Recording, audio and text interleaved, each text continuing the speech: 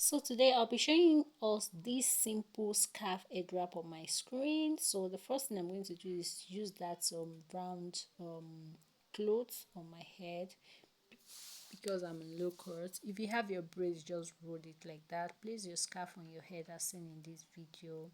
This scarf is being folded into two because it is bigger than what I want to use it for. So I place it on my head, and the half part I just spread it on top of that and dip the excess up there.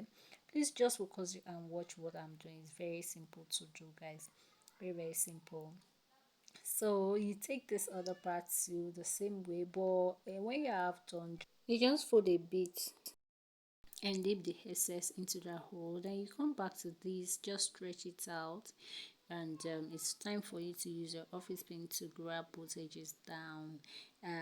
So when you're done grabbing it down with office pin, you can add your branch at the center, then it add more beauty to it, guys. So this is the first style. We're going for the second one, guys. In case you don't like this, just stay around and watch what we have for second part. So I shifted backward a bit, and this is how I'm looking. Look at the back here.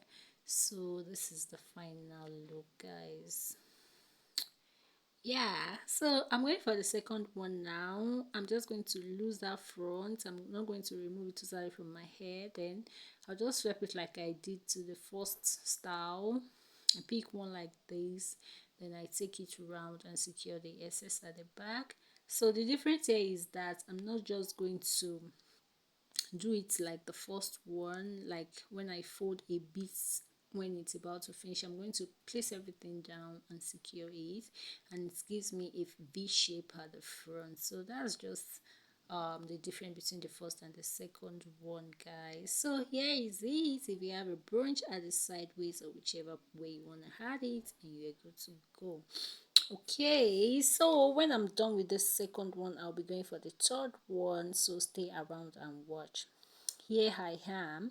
I'm not still going to lose everything. It's just the hand. I'll twist it like that and place it on top like this. You can see how I placed my hand. Go to the back and secure the excess.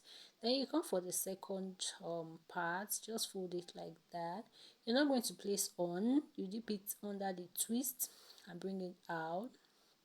Dip it under and bring it out. Then you continue twisting and you go to the back and secure.